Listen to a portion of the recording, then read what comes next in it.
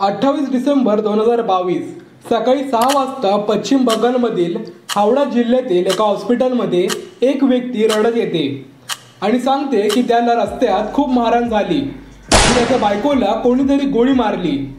हे ऐकून हॉस्पिटलमध्ये गोंधळ उडते। डॉक्टर धावत कारपर्यंत येतात। गोळी बरोबर नेम लावून कानात मारलेली असते। तासानंतरच त्याच्या पत्नीला डॉक्टर मृत घोषित करतात। इन्व्हेस्टिगेशन मध्ये कळते की मृत व्यक्ती कोणी साधारण स्त्री नसून ती झारखंडची प्रसिद्ध डान्सर आणि ऍक्टर आहे। त्या स्त्रीचं खरं नाव रिया कुमारी, पण एंटरटेनमेंट इंडस्ट्रीमध्ये ती ईशा आलिया म्हणून प्रसिद्ध होती। ही केस हाय प्रोफाईल असल्यामुळे पश्चिम बंगाल पोलीस सतर्क झाले आणि ताबडतोब इन्व्हेस्टिगेशनला सुरुवात केली। सुरुवातीलाच पोलिसांना असं काही धागेदोरे हातात येतात की त्यामुळे केसची दिशाच बदलते। रिया कुमारी उर्फ ईशा आलिया, हिच्या मृत्यूचं कारण काय होतं, कोणी केली होती हिची हत्या, केसमध्ये काय काय घडलं हे जाणून घेण्यासाठी हा व्हिडिओ शेवटपर्यंत नक्की बघा।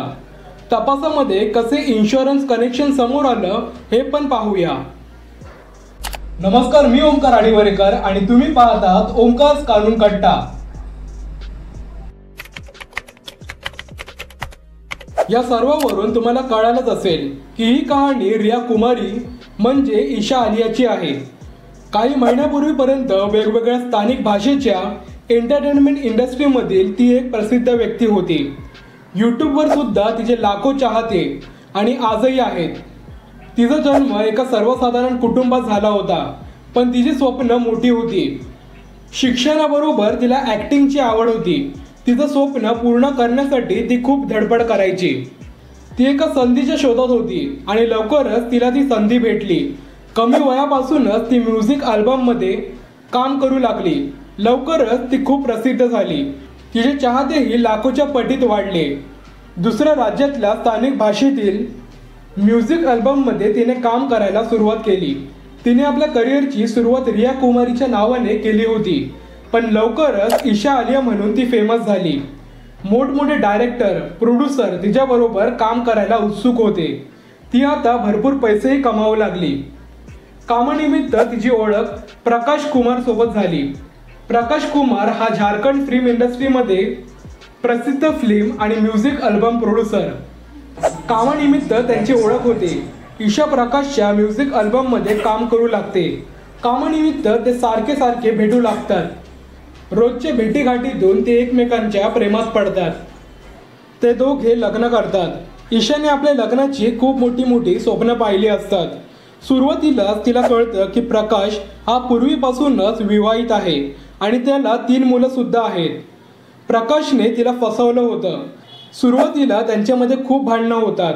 त्याने आपल्या पहिल्या बायकोला डिवोर्स सुद्धा दिला नव्हता, पण काही वेळानंतर ही परिस्थिती सामान्य होते आणि साधारण जीवन ते जगू लागतात। रियाला घेऊन प्रकाश झारखंड सोडून कलकत्त्याला येतो।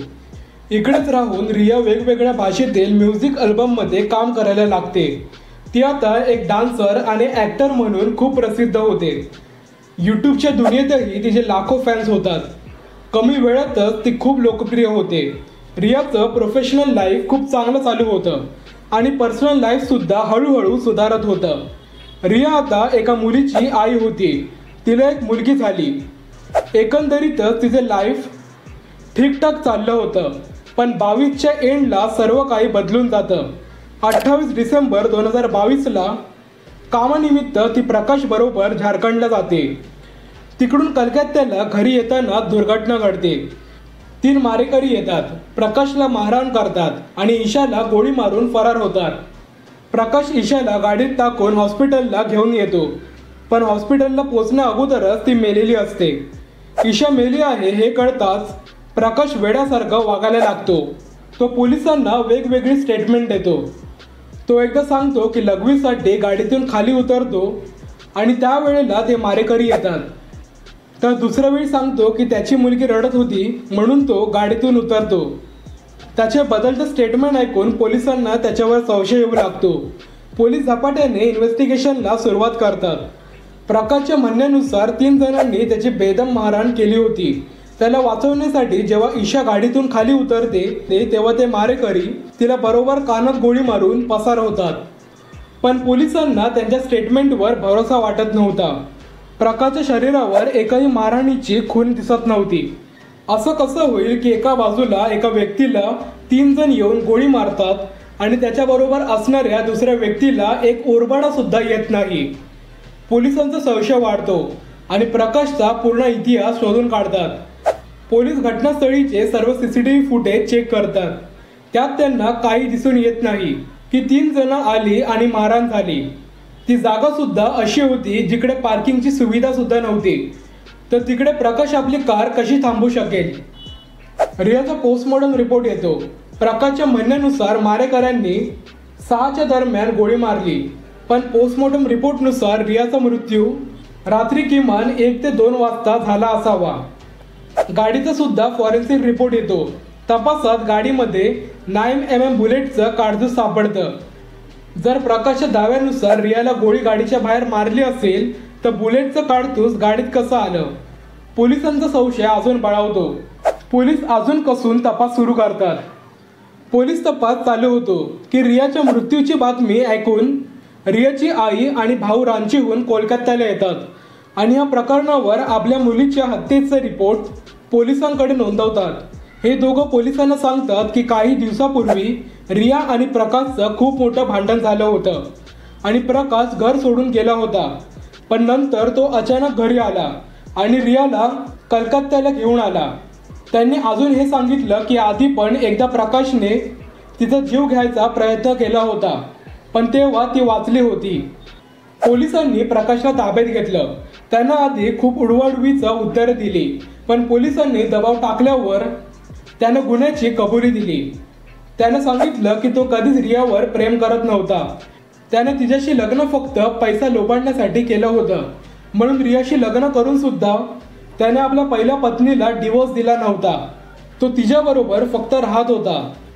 रियासोबत लग्नानंतर तो रियाला मारण्याची तयारी करत होता, पण रिया प्रत्येक वेळीला वाचत होती.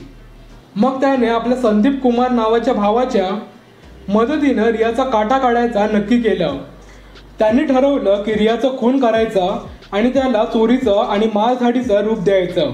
म्हणून तिच्याबरोबर प्रेमाचं नाटक करून तो तिला झारखंडवरून कोलकात्याला घेऊन येतो आणि रस्त्यातच जेव्हा रियाला गाडीत झोप लागते त्यावेळेला संदीप रियाला बरोबर कानात गोळी मारतो आणि तिकडून फरार होतो.